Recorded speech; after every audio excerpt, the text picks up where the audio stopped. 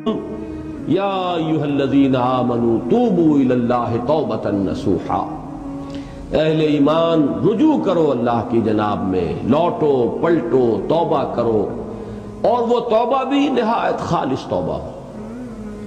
یہ توبہ حضرت علی رضی اللہ تعالیٰ عنہ نے ایک مرتبہ دیکھا ایک شخص کو، وہ گردان کر رہا ہے توبہ کی تیزی تیزی سے، فرمایا یہ تو توبۃ المکذبین ہے، جھٹلانے والوں کی توبہ ہے یہ۔ وہ گھبرایا، تو پھر آپ نے فرمایا توبہ وہ ہوتی ہے جس کے ساتھ وہ ساری کیفیات ہو، شدید ترین پشیمانی ہو کہ میں کیا کر بیٹھا ہوں، پھر یہ کہ آئندہ کے لیے عزم مصمم ہو کہ ہرگز دوبارہ یہ کام میں نہیں کروں گا، اور نہایت گڑ گڑا کر اللہ سے اس کی دعا جو ہے اس کی معافی طلب کی جائے۔ یہ قلب کی گہرائیوں سے جب تک یہ توبہ نہیں نکلے گی یہ توبہ نہیں ہے۔ تو توبۃ النصوح، یہ نصح کا لفظ جو آتا ہے عربی زبان میں، یہ ہے کسی شے کے خالص ہونے، کوئی اس میں ملاوٹ نہ ہو۔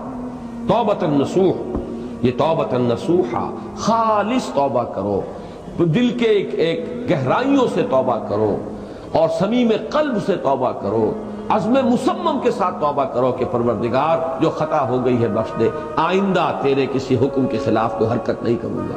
خاص طور پر وہ خطا جو معین ہے اس کے بارے میں تو تعین کے ساتھ فیصلہ ہو کہ دوبارہ نہیں کروں گا۔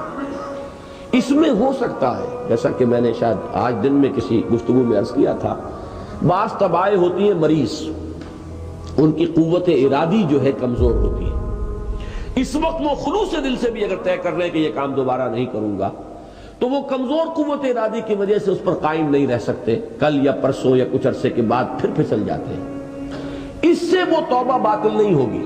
اس بات کو سمجھیے، یہ نہ سمجھیے کہ میں انکریج کر رہا ہوں، لیکن مسئلے کو سمجھ لیجیے۔ جس وقت انسان توبہ کر رہا اس وقت عزم مصمم کا ہونا ضروری ہے۔ اب یہ اللہ جانتا ہے ہمارے دل کے اندر کے حالات کو، ہماری کیفیات کو۔ اگر اس وقت عزم مصمم ہے تو توبہ صحیح ہو جائے گی، پھر اگر خطا ہو گئی پھر توبہ کرو، پھر خطا ہو گئی اور پھر توبہ کرو۔ بازا بازا ہر چہ ہستی بازا، در کافر و گبر و بت پرستی بازا، این درگاہ ماں درگاہ نومیدی نیست، صد بار اگر توبہ شکستی باز آ۔ اگر 100 مرتبہ بھی توبہ ٹوٹ گئی ہے کوئی پرواہ نہیں، جب تک یہ زندگی کا تسلسل چل رہا ہے۔ معلم یغرغر، جب تک کہ وہ گھنگرو نہیں بولا ہے آ کر حلق میں، اور نزع اور جان کندنی کا عالم شروع نہیں ہو گیا ہے، اس وقت تک توبہ کا دروازہ کھلا ہوا ہے۔ لیکن جس وقت توبہ کر رہا ہے آدمی، اب یہ آدمی اپنے آپ کو دھوکہ دے لے گا تو دوسری بات ہے، لیکن اللہ جانتا ہے اس وقت اگر عزم مصمم ہے تو توبہ درست ہو جائے گی۔ تو جو بھی معاملات ہیں اللہ اور بندے کے مابین، اس میں 3 شرائط ہیں کہ جو علماء نے معین کی ہے۔ ایک حقیقی پشیمانی، وہ پشیمانی جس کے لیے اقبال کا وہ شعر بہت مشہور ہے جو انہوں نے نوجوانی میں کہا تھا، اور داغ دہلوی اس مجلس میں موجود تھے جہاں علامہ نے یہ شعر پڑھا ہے، تو انہوں نے بڑی داد دی تھی کہ میاں اس عمر میں اور یہ شعر یعنی چشم بد دور، وہ یہ داد کا بڑا ایک یعنی بلیغ انداز ہے۔ اور وہ شعر کیا تھا؟ موتی سمجھ کے شان کریمی نے چن لیے، قطرے جو تھے میرے عرق انفعال کے، شرمندگی کے احساس سے پیشانی کے اوپر اگر پسینہ آ گیا ہے، شرمندگی ہے اللہ میں یہ کیا کر بیٹھا، اللہ مجھ سے کیا ہو گیا، تو یہ شرمندگی سے اگر عرق آلود ہو گئی ہے پیشانی، تو اللہ کو یہ اتنی محبوب ہے کہ موتی سمجھ کے شان کریمی نے چن لیے، قطرے جو تھے میرے عرق انفعال کے۔ حدیث میں یہ مضمون آیا ہے، اللہ کو کتنی خوشی ہوتی ہے اپنے بندے کے توبہ سے۔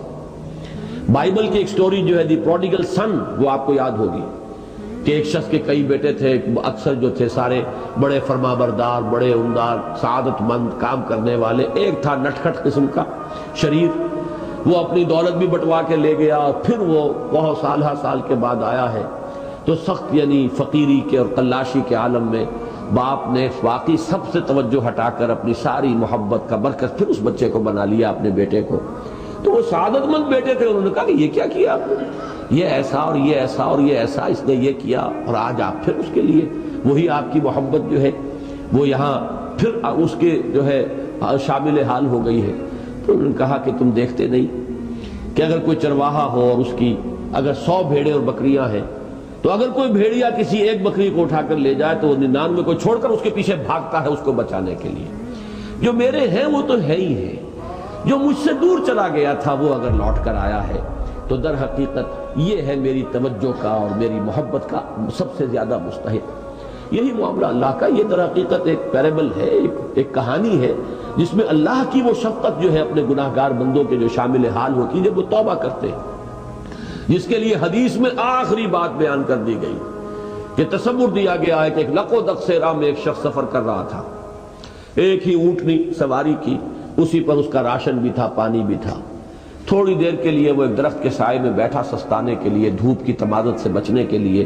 تو ذرا بیٹھا بیٹھا اونگ گیا. اب جو آنکھ کھلی تو دیکھا کہ اونٹنی غائب ہے.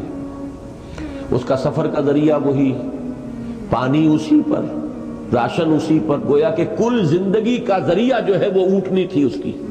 لق و دق سے رہا ہے، کہاں جائے؟ کہیں پانی نہیں، کچھ کھانے کے لیے نہیں. دیوانہ وار دوڑتا ہے دائیں بائیں ادھر ادھر اونٹنی کو ڈھونڈنے کے لیے، کہیں سراغ نہیں ملتا. تو وہ اب موت کے انتظار میں درخت کے نیچے آ کے بیٹھتا تھا. مایوسی کی انتہا، موت کا انتظار کہ اچانک دیکھتا ہے کہ اونٹنی تو کھڑی ہوئی ہے. تو اب اس پر شادی مرگ کی کیفیت طاری ہوتی ہے. وہ کہنا تو یہ چاہتا تھا اللہ میں تیرا بندہ ہوں تو میرا رب ہے، کہہ یہ جاتا ہے کہ اللہ تو میرا بندہ میں تیرا رب ہوں. زبان لڑکھڑا گئی ہے اس خوشی کی شدت کی وجہ سے. تو حضور فرماتے ہیں کہ اللہ کو اپنے کسی گناہگار بندے کی توبہ سے اس سے بھی کہیں زیادہ خوشی ہوتی ہے. تو اس کو ذہن میں رکھیے، توبہ کا بڑا اونچا مقام ہے. ہمارے ہاں شرائط بھی سخت ہیں. 3 شرطیں وہ، ایک عزم مصمم، ایک پشیمانی، حقیقی پشیمانی. نمبر 2 عزم مصمم کہ اب دوبارہ نہیں کروں گا. نمبر 3 ایک مرتبہ ضرور اس کام کو چھوڑ دینا. یہ گویا کہ اس کے عزم مصمم کا فوری ثبوت ملنا چاہیے.